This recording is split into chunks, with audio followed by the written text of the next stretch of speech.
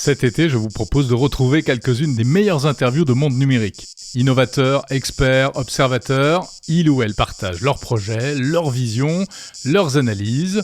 Tendez l'oreille, vous ne le regretterez pas. Monde Numérique.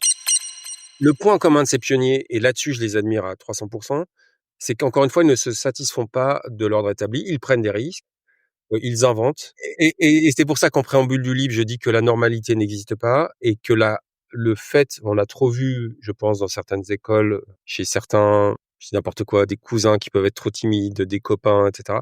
Le fait de vouloir correspondre à une certaine normalité étouffe énormément d'esprit d'initiative et de créativité.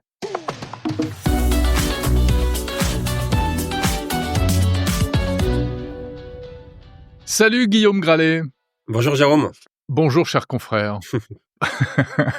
Merci beaucoup de prendre du temps, c'est très sympa. Puisque Guillaume, tu es rédacteur en chef tech et sciences au magazine Le Point. Tu interviews également dans l'émission Tech 24 sur France 24. On fait un peu le même métier, mais pas du tout de la même manière. Mais en tout cas, on travaille sur la même matière, la tech, depuis des années et des années. Et tu as eu l'occasion, au fil de ces années, de rencontrer et d'interviewer de nombreuses grandes figures internationales de la technologie. Ce qui a permis au Point de faire plusieurs couvertures sur des rencontres événements. Mark Zuckerberg, Sam Altman, Elon Musk, Pavel Durov, le fondateur de Telegram. Tu les as rencontrés aux États-Unis ou ailleurs. Je suis très content parce qu'en fait, je t'avais dit, ça faisait longtemps que je te disais, Guillaume, c'est génial que tu rencontres tous ces gens-là. Il faudrait que tu viennes faire un podcast avec moi, et deux, écris un bouquin. Et ben voilà, tu as écrit un bouquin. On fait les deux en même temps. Donc tu as écrit. Ouais.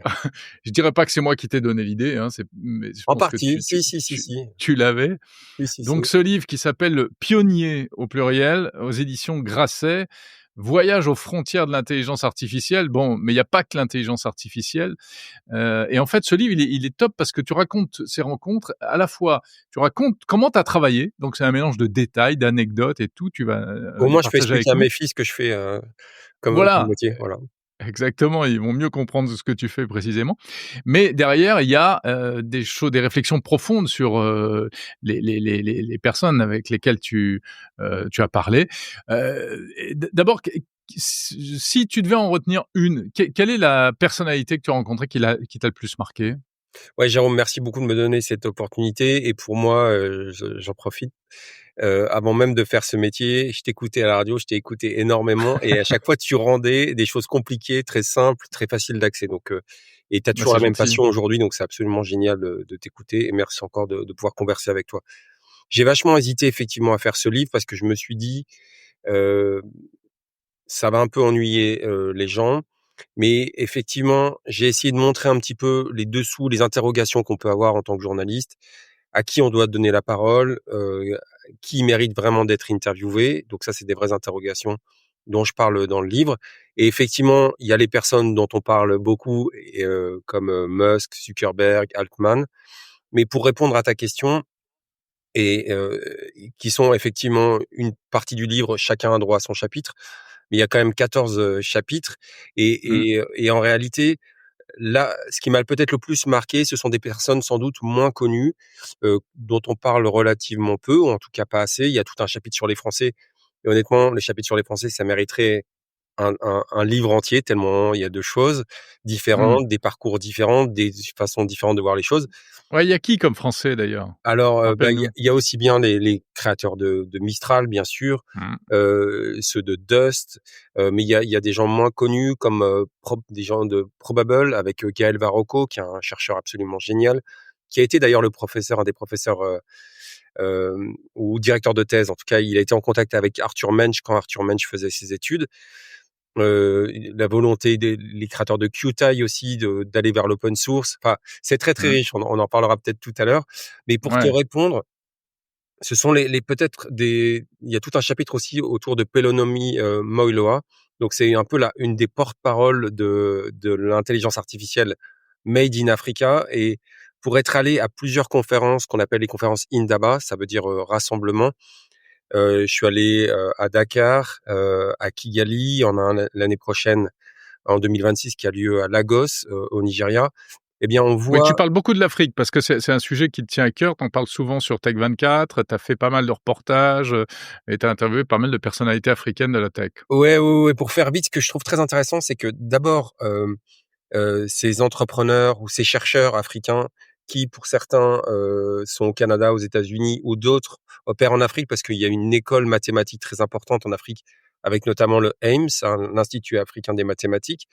Eh bien, en fait, ils vont s'appuyer sur la diversité des langues africaines, Mmh. plus de 2000 langues, beaucoup, de dialectes essentiellement parce que ChatGPT, on l'oublie peut-être un peu et là, on célèbre les 3 ans de ChatGPT, c'est uniquement un modèle de langue. Alors un modèle de langue qui va avoir énormément d'applications, des applications, de rédaction, de correction, mais aussi des applications industrielles et cette diversité des langues peut être une force pour l'Afrique et j'ai vu à travers différents projets, le projet, AfriClimate, par exemple, des projets comme Kate Callow qui déploie ses propres satellites, c'est que l'Afrique en ce moment invente, une IA encore plus riche culturellement, mais aussi qui peut répondre encore davantage à des besoins très concrets, Mmh. dans l'agriculture, la prévision, climatique, l'éducation aussi et je me dis c'est une IA qu'on doit aussi, mettre en avant parce qu'il y a pas uniquement la course, de puissance, hein, qui est assez, dingue entre la Chine et les États-Unis en ce moment, qui doit nous obnubiler. On doit aussi peut-être garder en tête pourquoi on fait tous ces progrès et à quoi ça doit nous servir. Donc pour te Oui, c'est une répondre, innovation qui est beaucoup plus, guidée par la finalité, hein, oui, c'est ça, la finalité et je me rappelle très bien, j'avais vu donc, j'ai parlé rapidement de Kate Callow par exemple qui, après avoir grandi en France avec une ascendance africaine, travaillait aux États-Unis chez Nvidia, est installée maintenant au Kenya et elle envoie avec Amini, elle veut envoyer des satellites parce qu'elle dit qu'il y a un déficit de données en Afrique, même si c'est une terre de drones, parce que c'est une terre extrêmement étendue, le continent africain. Elle dit mmh. c'est important que les Africains aient leurs propres données. Heu, on en parlait pour l'agriculture, la santé également, pour que l'Afrique ne devienne pas une colonie numérique et qu'elle invente sa propre IA. Voilà, donc Ouais, pour te répondre, c'est essentiellement, ce terreau africain que je trouve assez dingue. d'accord, ouais. Alors c'est intéressant. Bon, tu commences par l'Afrique qui est effectivement qui peut-être est moins, connue du grand public et même des journalistes, et de l'environnement tech, européen, français. On connaît plus bien sûr les grandes têtes d'affiche, je l'ai dit, Zuckerberg, Sam Altman, Musk et cetera. Ce qui est intéressant, ce qui est amusant aussi dans ton bouquin, c'est que tu racontes des tranches de vie et des trucs que tu as fait, mais j'étais sidéré. Tu es allé à la nage sur l'île de Zuckerberg pour, essayer de quoi? De forcer la porte de son bunker? Non, alors, Raconte-nous ça. ouais, j'ai nagé, hein, j'ai de la chance. Il y a pire Tu as nagé, ouais? reportage, hein, quand je vois ce que font certains journalistes, Mmh. pour qui j'ai énormément d'admiration et j'avais vu en République démocratique du Congo, enfin, c'était une autre occasion, un reportage sur les minerais qui sont essentiels, dans l'électronique où là, on voyait vraiment des reporters de guerre qui risquaient leur vie pour informer, c'était assez impressionnant.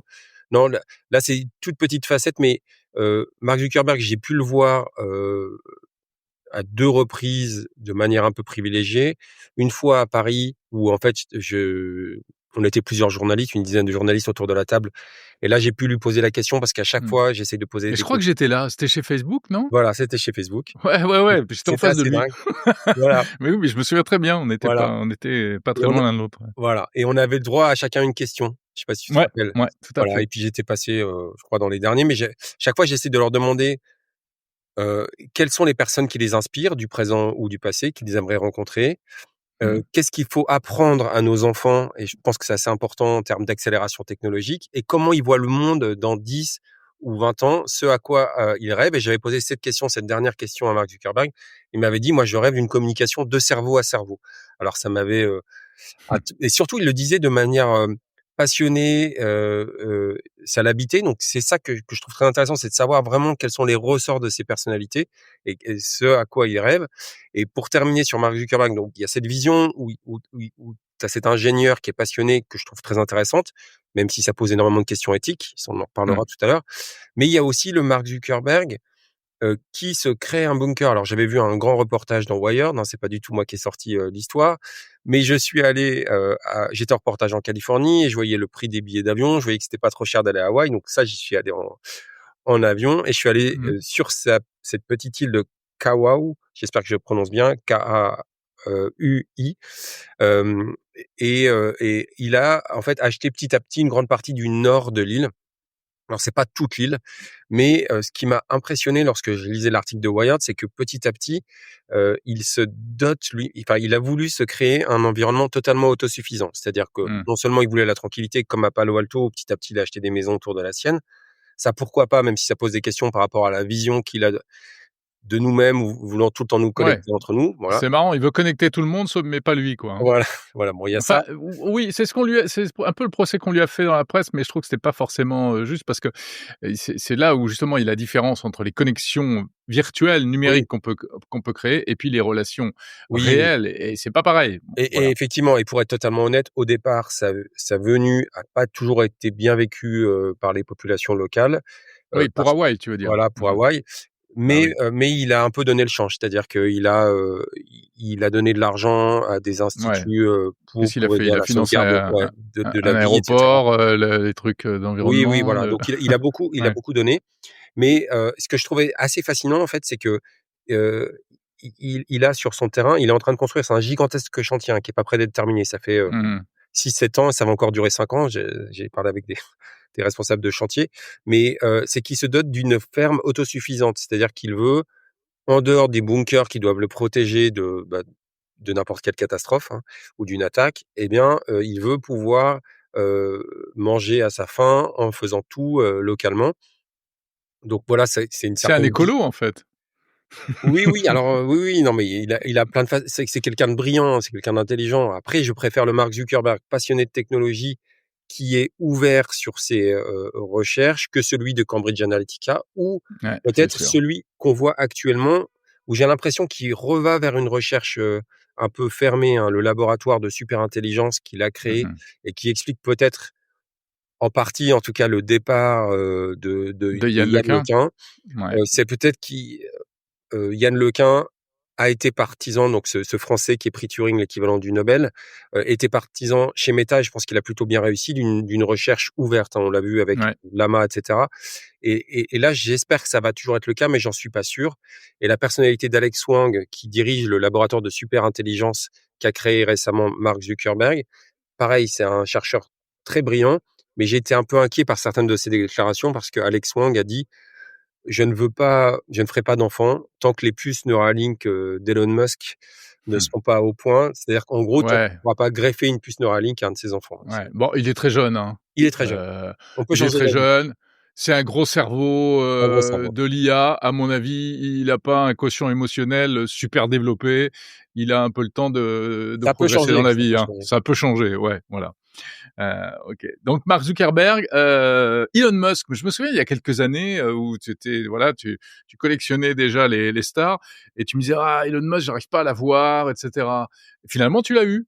Oui, alors, oui, je l'ai eu à 2 reprises. Alors, j'ai aucun mérite, hein, c'est juste mais il avait donné une Non, conférence mais à tu es la toujours sur les bons coups. Parfois, je te croise, c'est rigolo parce qu'on pose pas d'ailleurs forcément les mêmes questions quand on aura une question. Moi, ça va être une question d'actu et toi, oui, c'était des choses un peu plus profondes, mais en fait, tu avais mmh, déjà ton projet de bouquin en tête, quoi. non, faudrait faire un film, Jérôme. Ouais. Non, Donc non, mais ouais, ouais, c'est non, la non, différence entre voilà, je travaille dans un hebdomadaire aussi où ça on va plus en on a un peu plus le temps, profondeur, on a un peu et plus le temps, cetera. bien sûr. Non, Mmh. non, mais c'est sûr. Non, mais c'est un luxe absolu d'avoir pu, rencontrer toutes ces personnes. Ouais. Et Donc puis Elon Musk? surtout c'est une histoire qui s'écrit en permanence, donc quand on est curieux, c'est génial. Non, Musk, il donnait une conférence à la Sorbonne et autour du climat qu'on peut retrouver en ligne, hein. Vous tapez, Mmh. Sorbonne, Elon Musk, c'est vachement intéressant. Il explique d'ailleurs pourquoi lui, il rêve d'une civilisation extraterrestre et dans une certaine mesure, c'est un Elon Musk assez très écolo, très intéressant scientifiquement et l'année d'après, j'ai pu le voir parce qu'il venait, rendre visite à des équipes de Tesla et pareil, c'est-à-dire que c'est quelqu'un, que je trouvais très réfléchi, mais en fait qui m'a beaucoup surpris parce qu'à un moment, il m'a dit, bah, je lui ai dit que je l'avais vu, l'année d'avant à la conférence de la Sorbonne et il doutait. Il m'a dit: «Ah bon? Est-ce que vous m'avez Ouais. trouvé convaincant?» Je dis: «Oui, Ah, oui, ouais, c'est c'est marrant très ça. intéressant» et en fait, il y avait ce petit et ça a duré quelques secondes et j'ai trouvé ça Ouais. assez marrant qu'une personne qui aujourd'hui, en tout cas, alors c'est peut-être plus le même Elon Musk, mais sur les réseaux Mmh. sociaux, on a l'impression qu'il a aucun surmoi, qui dit, il faut le dire, parfois totalement n'importe quoi, des Ouais, choses auxquelles j'adhère pas du tout, des valeurs qui sont pas les miennes et cetera et je me suis dit: «C'est quand même dingue que cette personne, doute parfois», voilà ouais. et donc là, idem, Mais ça c'est-à-dire le que rendrait presque encore, finalement, oui. sympathique quoi, Et c'est pour ça aussi que je plus montre qu'il a humain cette qu'il en a magie. l'air. Oui, oui, oui et c'est pour ça que je titre, en fait, le chapitre qui lui est consacré sur sa mère, avec qui il a une relation Mmh très mh. intéressante, et qui explique peut-être en partie, hein, même si on n'est pas tous là à avoir tout compris, chez Elon Musk, une partie de sa personnalité aujourd'hui. Mais, en tout cas, ça m'avait marqué et j'ai pu le revoir quelques années après dans le cadre de Vivatech, quelques minutes en tête-à-tête où là, je l'avais interrogé sur sa puce Neuralink Mmh. qui, si on peut, trouver génial, ces fusées réutilisables, moi, le projet Neuralink me fait vraiment flipper.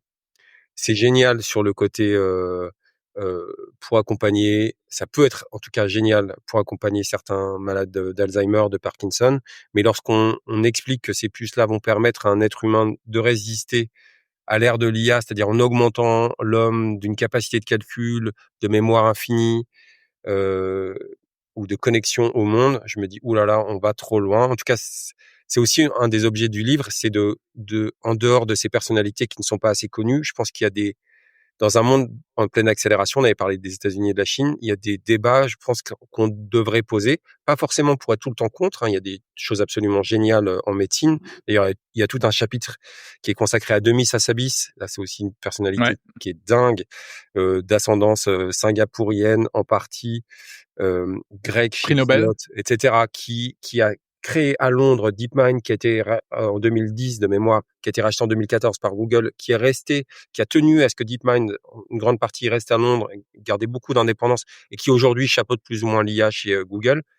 Lui, il a un point de vue, très intéressant et il a eu le prix Nobel de chimie parce que il a permis de faciliter la modélisation du repliement des protéines. C'est-à-dire que là, en gros, cette découverte pour l'agriculture, pour la médecine, c'est absolument fondamental. Les biologistes, en rêvaient en réalité. Donc Mmh mh. il y a ces avancées qui sont phénoménales et géniales et il y a d'autres choses qui sont peut-être plus inquiétantes et ce que je souhaite, c'est qu'on en parle, que ça intègre le débat public et que, encore une fois, on peut être d'accord, pas d'accord, mais qu'en tout cas qu'on en parle et qu'on décide le plus ensemble possible, si c'est possible. Alors justement, voilà, c'est vraiment ça ton bouquin, c'est des petites choses très anecdotiques et aussi des réflexions, une vraie réflexion en profondeur. Qu'est-ce qui, selon toi, quel est le point commun entre tous ces pionniers, que tu as rencontrés? Est-ce qu'il y a un point commun? Est-ce qu'il y a Oui, il y quelque en a chose un qui qui est dingue, en fait et ça ouais. m'est apparu au fur et à mesure des années. Enfin, c'est marrant, je n'aurais pas dit ça il y a quelques années. Enfin, je fais vite. Les Mmh. pionniers, ce sont des Non, prends gens ton temps, hein. voilà, non, les pionniers, c'est pour ça que j'ai titré là-dessus parce que je pense essentiellement de Aravind Srinivas, Dario Amodai ou même Alex Karp, ce sont des gens, qui ne se satisfont pas de l'ordre établi. C'est-à-dire qu'ils pensent, à tort, à raison, qu'il faut changer les choses. Voilà Mmh, mmh, mmh. et souvent, on espère et c'est tout l'objet aussi des interrogations actuelles pour le meilleur, mais avec aussi une conscience qu'ils doivent avoir du pouvoir qu'ils ont sur les gens, voilà et et un cas précis, par exemple, et tous ne pensent pas la même chose, hein. Je l'ai dit tout à l'heure sur, l'aspect biologique ou pas, hein, tout le monde n'est pas d'accord, loin de là, d'aller, là-dessus, mais sur les impacts que ça peut avoir sur le partage des richesses, les inégalités de revenus qui vont peut-être sans doute exploser. Est-ce qu'on doit aller vers un revenu minimum ou pas? Les impacts sur le travail, un tout petit mot, sur Dario Amodai, par exemple, qui est un physicien américain, d'origine italienne et qui, avec sa sœur Daniela, faisait partie de ce qu'on appelle l'équipe safety d'OpenAI. C'est-à-dire Mmh. lorsqu'OpenAI a complètement changé de statut, il a dit: on va trop vite, j'en ai peur. Je crois qu'il s'entendait plus du tout avec Sam Altman. Il décide de claquer la porte pour créer Anthropic ce qui a donné naissance au robot conversationnel Claude, un concurrent de ChatGPT qui est assez fabuleux d'ailleurs et qui a été nommé ainsi en hommage au mathématicien américain Claude Shannon. Dario Amodei, lorsque vous parlez avec lui, eh bien, il prévoit un bain de sang à venir, en tout cas à horizon de 5 ans, chez les cols blancs. En tout cas, il dit, il faut qu'on en parle parce que euh, on doit réfléchir à la formation, heu, comment se former soi-même, comment rester, dans l'aventure, comment ne pas céder à l'apocalypse cognitive. C'est-à-dire, dès qu'on a une petite réflexion à faire, on le donne à la machine et Jensen Huang aussi, je pense que tu étais là aussi lorsqu'il est passé à Paris, le créateur de Nvidia, De dans le cadre Nvidia. de Vivatech, voilà. J'ai pu pareil, lui parler quelques instants et je lui parlais de Dario Amodei et il me disait: je suis en désaccord avec absolument, tout ce Ah qu'il oui, dit». Voilà. Sur d'accord. l'apprentissage du code, Dario Amodei est contre, il dit que du code informatique, il dit que Ouais, l'IA va tout faire, donc ça sert à rien d'apprendre. ouais. Dario Modai ne pense pas du tout la même chose. Il pense qu'il faut toujours comprendre ce qui se passe dans le code. Bien sûr, il préconise l'esprit critique, la culture générale. Mais ça c'est je trouve que savoir ce qu'on doit apprendre à nos enfants, dans quelle société on veut vivre, comment on gère le travail, je trouve ça assez phénoménal et extrêmement intéressant. Pour Bah, ce sont les grandes interrogations du Voilà. moment. Et ce qui est intéressant, encore une fois, c'est que tout le monde ne pense pas pareil. On peut être légitimement inquiet quand on a vu une grande partie, hein, on l'a vu lors de dîner avec Donald Trump, une grande partie de tycoons de la tech, entre guillemets, se durcir, c'est-à-dire devenir Mmh. masculiniste, aller vers l'armée, heu, arrêter, montrer qu'on n'est pas du tout woke, et cetera. Enfin, honnêtement, ça s'est passé de manière tellement brutale et tellement, entre guillemets, pour plaire au président américain, je me suis dit: «Mais est-ce que ces Mmh. gens ont vraiment une colonne vertébrale?» Mais Ouais. en fait, lorsqu'on creuse un peu, on voit que tout le monde ne pense pas pareil et je pense que ce sont des débats qu'on doit aussi avoir ici en France et en Europe Mmh. Bah, on les a, hein, non? Tu as pas l'impression? Enfin, on les a, mais ouais, on les a sans les avoir. C'est-à-dire voilà, ouais. que quand on se met à réfléchir, on a plein d'idées, on est des intellectuels, hein, en France et en Europe. On Oui, conceptualise, et oui. cetera. Plus que chez ces gens qui sont plus dans l'action, Oui, entrepreneuriale. oui, en même temps, tu vois, chez Reid Hoffman qui a étudié la philosophie à Oxford on voit Ouais. quand même un certain niveau de réflexion, même chez Alex Karp, hein, ou Meredith Whittaker, hein, pour laquelle j'ai beaucoup d'admiration, qui partage son temps entre les États-Unis et la France et Mmh. qui a Et étudié Foucault et donc il y a quand même une certaine ouais. réflexion. Et qui est la grande critique de Il y a un ce peu un monde-là, poil à hein. gratter, bien sûr, Mmh, mmh, mmh, mmh. qui pense pas. Sur l'éducation, j'aurais une petite anecdote, mais je te laisse, Ouais. poursuivre. Non, vas-y, vas-y, vas-y. Non, Allez, non, sur allons-y. l'éducation, pourquoi c'est important aussi de s'intéresser à ce genre de personnes? Parce qu'encore une fois, ils ont beaucoup de poids sur nos vies et qu'il y a 2 manières de, entre guillemets, «de se libérer», puisque c'est aussi un objet, hein, de ce livre, c'est-à-dire de savoir pour réfléchir et se libérer. C'est, bien sûr de parler des différents points de vue, mais aussi de faire naître des initiatives parce heu, on a des initiatives géniales en France dont on parle peut-être pas assez. Juste sur une petite anecdote que j'ai découvert, tu sais, Elon Musk, il a beaucoup d'enfants. Bon, tant Ouais. mieux, ça c'est son choix, et cetera. Ouais, Mais il a 11 créé, ou je crois. ouais, ou entre 10 et 15, mais Ouais. il a créé une école qui s'appelle Ad Astra, spécifiquement pour ses enfants.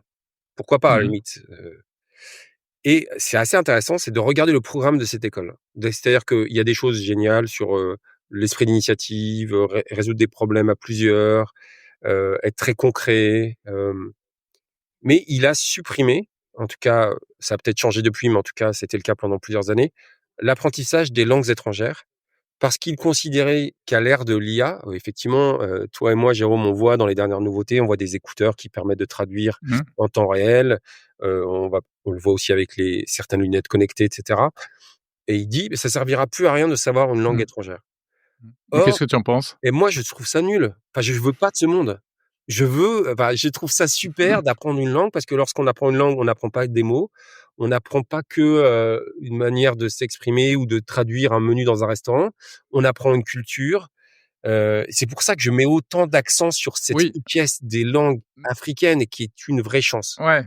Citer Mais bon, Karim Beguir, pardon, c'est un tout ouais, petit ouais. exemple, mais qui est génial aussi à écouter ou à lire, hein. Il a publié un bouquin génial aux éditions de l'ADN de mémoire, ouais, en tout cas, vous mettez édition de l'ADN Karim Beguir, c'est le co-créateur d'Instadeep, une société qu'il a revendue à BioNTech, ce qu'il a laissé confortable financièrement.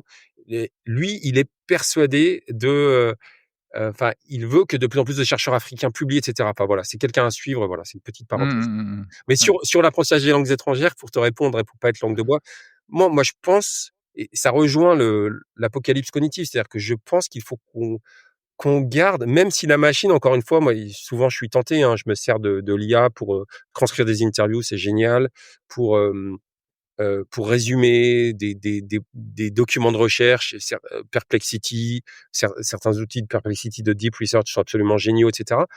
Mais qu'on continue à faire fonctionner notre cerveau et qu'on garde une mémoire, un esprit critique, je pense que c'est fondamental. Et l'apprentissage des langues étrangères, encore une fois, c'est une élasticité, une plasticité, c'est presque poétique.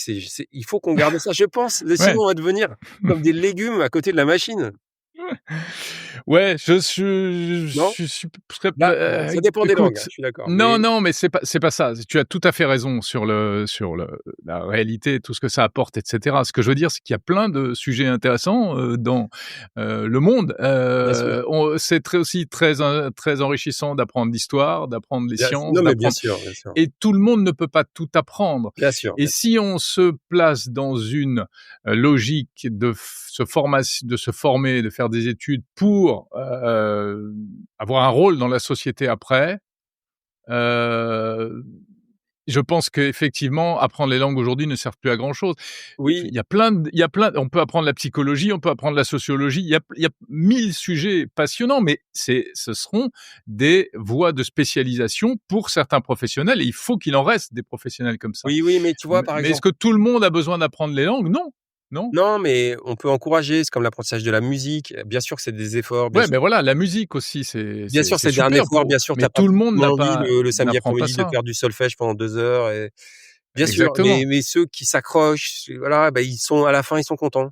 Parce que bien sûr, tu peux mettre la radio, écouter de la musique, mais quand tu la fais toi-même et quand tu Ah, mais vas, à 100. t'adapter, Mais voilà, ce tu vois? sera jamais 100 de la population qui fera ça, et ça Non, parce non, que mais bien ça n'a sûr. pas d'intérêt, mais que chacun se trouve une voie, une ou 2 ou 3 à explorer à titre personnel. Mais, mettre des langues dans le tronc co alors pourquoi je réagis comme ça? Parce que, il y a quelques jours, j'interviewais, Olivier Babot, qui a écrit un bouquin avec, Laurent Alexandre, que tu as dû voir passer aussi, Ouais, ouais, très bien, justement, très qui intéressant. s'appelle «Ne faites plus d'études». Et c'est l'une des choses qu'il dit, en tout cas dans les études pour des formations, on va dire intermédiaires, qui sont pas de super haut niveau et qui sont pas non plus, mais il dit: «Mais c'est idiot, aujourd'hui, de payer des professeurs de langue, ça n'a pas de sens». Ah mais oui, Parce que si c'est juste pour apprendre dans une école de commerce, un type bah, alors aussi, bon, peut-être que l'anglais, ça facilite quand même les choses, mais non, mais si tu voilà. veux, j'adore le livre, j'adore les 2 au enfin, je trouve très intéressant les 2 auteurs et ce livre, je le recommande, mais je suis pas d'accord, je trouve que il faut garder cette plasticité. Tu sais, on arrive Oui, oui, oui, à 100. dans une ère, Mmh. Jérôme, des agents intelligents. C'est-à-dire que Mmh. là, Mmh. effectivement, Bah, pour l'instant, ils ChatGPT sont pas très intelligents, hein, pour les tester ChatGPT, un bah, peu à droite tant à mieux. gauche, Non mais c'est pas ça, Chat hein. ouais, enfin, ça dépend pour quelle tâche, mais ChatGPT vient de fêter son 3e anniversaire et là, on va Ouais. arriver, on va leur confier des tâches. Enfin, je pense que tous ceux Mmh qui mh. t'écoutent le savent, tout ça, tu as dû en parler énormément. Mais je parlais avec quelqu'un qui est ambassadeur, qui travaille pour Dell et en fait, il me montrait comment, son agent corrige le code qu'il écrivait Mmh mh. et en fait, il disait: «Bah, je veux un code, différent, je veux, trouve-moi une erreur, trouve-moi une autre manière de dire les choses» et cetera. Donc lui-même supervisait son agent, mais il continuait à voir ce qui se passait et il me disait: «Si j'avais pas compris comment fonctionne le code, je ne Ouais, serais pas». Tu vois, c'est comme un prof avec des thésards qui l'aident. ouais, Heu, tout à fait. il faut garder, je pense, la connaissance de la musique, des langues ou du code informatique, ou en tout cas autant qu'on peut, autant qu'on peut. Alors c'est vrai que le problème entre guillemets, c'est que, finalement l'IA est plus utile pour des «seniors» entre guillemets qui ont des connaissances, mais si des juniors ne se forment et n'évoluent que avec l'intelligence artificielle, ils deviendront jamais seniors en réalité. Oui, ou sauf s'ils le font de manière intelligente, c'est-à-dire qu'ils gardent, ils confient à la machine que ce qu'ils veulent confier. Alors c'est Ouais. facile à dire, hein, tout ça, mais tu sais, c'est un débat, un autre débat qui est dans le livre, alors c'est juste 2 pages, mais Mmh. en fait, on aurait pu faire, 10 livres là-dessus, toi et moi ou tout le monde, parce que c'est passionnant. Heu, c'est un débat, je sais pas si tu te rappelles, on parlait de Dario Amodei tout à l'heure. Mmh. Il a fait un essai qui s'appelle Machines of Loving Grace, qui est le nom d'ailleurs d'un autre livre qui est assez passionnant sur le sujet, où il prédit l'avènement de millions d'Einstein dans les centres de données. C'est-à-dire qu'il dit que effectivement, on va pour la première fois de notre vie, cette fameuse créature, hein, rien ne nous a poussé, enfin rien ne nous a forcé à faire naître cette créature un peu bizarre qui, par certains aspects, va être plus intelligente, d'autres moins, etc. Donc on va être en cohabitation avec. Et pour lui, il dit, bah, ce seront comme des Einstein. Et lorsqu'il a lu cet essai, Thomas Wolfe, qui est le directeur scientifique de Hugging Face, qui est quelqu'un de brillant et très sympa, etc. Oui, que j'ai Il m'a interviewé d'ailleurs, pour Monde voilà, Numérique il m'a également. appelé, il m'a dit: «J'ai envie de réagir parce que je suis pas du tout d'accord avec ça». Il me dit: Mmh. «Pour moi, Einstein ou les autres grands scientifiques, ce sont, des gens, qui vont avoir des intuitions, qui pensent en dehors de out of the box et Mmh. et qui vont peut-être révolutionner les choses. Et ça, pour l'instant, la machine, avec les modèles de langue, bon ça c'est le débat aussi qui pousse, Yann Lequin à partir de Meta, je pense, Ouais. parce que ça ne Mmh. suffit pas les modèles de langue. Lui, il a son modèle GEPA de prédiction, et cetera. Hem, Thomas dit: «Pour l'instant, on n'aura pas des Einstein autour de nous, mais on aura juste des exécutants». Tu vois, ce débat qui est pas Mmh. encore, terminé, il est juste fascinant parce qu'on on va voir si ça sera toujours le cas, si on va pas trouver d'autres manières de créer d'autres Ouais. IA, et cetera. Voilà. Guillaume, ce qui nous perturbe tous, c'est que c'est au-delà de notre entendement. Tu parles de Neuralink, tu parles des Einstein ou pas Einstein, et cetera. On a du mal à comprendre parce que c'est tellement au-delà de notre monde d'aujourd'hui. Est-ce que tu penses que les pionniers que tu as rencontrés, justement, ce qui fait que ce sont des pionniers, c'est qu'eux, ils sont déjà out of the box et qu'un type comme Elon Musk, justement, ne s'interdit pas, ou comme Alexander Wang que tu citais, eh bien, ne s'interdit pas de se projeter dans un monde où oui, il y aura des robots et il y aura des super intelligences et que donc il faut augmenter le cerveau des humains, et cetera. Non, non, C'est ça qui fait la le différence? point commun de ces pionniers, et là-dessus je les admire à 300, c'est qu'encore une fois, ils ne se satisfont pas de l'ordre établi. Ils prennent des risques, Mmh. Ouais. ils inventent, hem et Ils peuvent être dangereux, mais ils ils sont inventent aussi et quelque part le devenir de l'humanité. et c'est pour ça qu'en préambule du livre, je dis que la normalité n'existe pas et que le fait, on l'a trop vu, je pense, dans certaines écoles, chez certains, je dis n'importe quoi, des cousins qui peuvent être trop timides, des copains, et cetera. Le fait de vouloir, correspondre à une certaine normalité étouffe énormément d'esprit d'initiative et de créativité. Mmh. Donc, en préambule, je condamne le fait de croire en la normalité, en tout cas que la normalité devienne la règle de toute sa vie, parce que on va voir la vie défiler, on en sera spectateur et on regardera derrière soi, on se dira: «J'ai rien osé faire, j'aurais bien aimé Mmh. être chanteur d'opéra, alpiniste, et cetera et finalement j'ai rien fait du tout». Donc je pense que c'est très bien de vouloir voir ailleurs, de ne rien s'interdire, et cetera. Ce que je pense, c'est que dans un monde d'accélération technologique, où encore une fois cette accélération est absolument géniale, on a parlé de la médecine, certains progrès aussi en agriculture, certains en éducation d'ailleurs, hein, quand c'est bien fait, sont absolument géniales. Par contre, lorsqu'on je suis j'ai j'ai beaucoup plus d'appréhension et je pense en tout cas que ça mérite des vrais débats à plusieurs sur lorsqu'on va faire la fusion homme-machine, hein, qui est appelée de ses vœux par pas mal de ces Mmh. tycoons, en tout cas ceux qui ont de la puissance et l'argent. Faut pas aller trop vite et heu et et et et c'est pourquoi j'insiste à tel point sur la plasticité cérébrale, le fait de ne pas obéir au syndrome de la planète des singes, hein. Tu vois ce que c'est, hein, Jérôme? Ça avait été théorisé en partie par le paléoanthropologue, Pascal Pic. C'est le fait que face à une machine qui devient surpuissante, comme l'homme face par rapport à des singes, extrêmement puissants, on décide de s'avachir et de tout lui remettre à des Mmh, agents mmh intelligents, et mh. cetera. Je pense que tous ces débats, sur la collection de certains de nos données biométriques, mais aussi l'explosion à venir des inégalités, parce que ça va venir, c'est sûr, et comment on la redistribue? Est-ce que c'est juste un revenu minimum comme, un revenu universel, pardon, comme l'évoque aujourd'hui Sam Altman, ou est-ce que c'est pas quand même faire partie de l'aventure? Je pense que c'est des débats autant intellectuellement passionnants que fondamentaux. Et donc c'est pour ça que je dis que les pionniers ne sont pas tous, enfin ils sont souvent tous géniaux, mais ils font pas tous le bien. Et en tout cas, ils devraient nous inclure dans la réflexion, ou en tout cas, on devrait toquer à leur porte en disant: «Eh oh, est-ce que tu es d'accord, pas d'accord?» et cetera, et on devrait tous s'y intéresser, c'est ça que je veux dire. Et ben voilà, c'est ce que tu fais dans ce livre, hein, puisque tu as toqué à la porte de tout le monde, de Zuckerberg, de Sam Altman, tu as même toqué à la porte de Steve Jobs, hein. Oui, oui, non, mais Tu j'en suis pas forcément très fier, mais j'avais beaucoup hésité, c'était après 10 jours de et c'est reportage. vraiment toquer à la porte, c'était, Ouais, ouais, bah, à la fin de 10 jours de reportage en Californie, où j'avais pu voir, pas mal des gens que j'admirais beaucoup, comme Bill Atkinson, qui a joué un rôle dingue dans le Mac et qui est passionné de photo et qui m'avait reçu dans sa maison avec sa femme. Puis plein d'autres personnes géniales, qui entouraient, cet écosystème. J'avais toute l'histoire et puis j'allais partir, et un de ses copains d'enfance m'avait dit: «Bah, il est là, à la limite, à toquer chez lui. S'il est là, il vous répondra», et cetera, et j'avais toqué, et en fait, et sa alors? femme avait Lauren Powell Jobs. J'avais un Faut peu lire le livre hésité, pour hein. savoir, sur qui tu es tombé? Voilà, et les je lui avais dit: «Je suis français, voilà, j'ai fait le voyage, je suis journaliste», Ouais. et elle avait été super sympa, et cetera. Donc j'avais dit: «Ou», elle avait dit: «On a des enfants, c'est un peu compliqué», et quand même moi-même je venais d'avoir des enfants, je dis: «Oui, oui, je comprends tout à fait», et puis j'étais Ah, ouais, ça pourra. donc tu as pas vu Steve Jobs, mais tu as Mais j'ai vu toqué à la Jérôme porte Colomb. et tu as vu sa femme.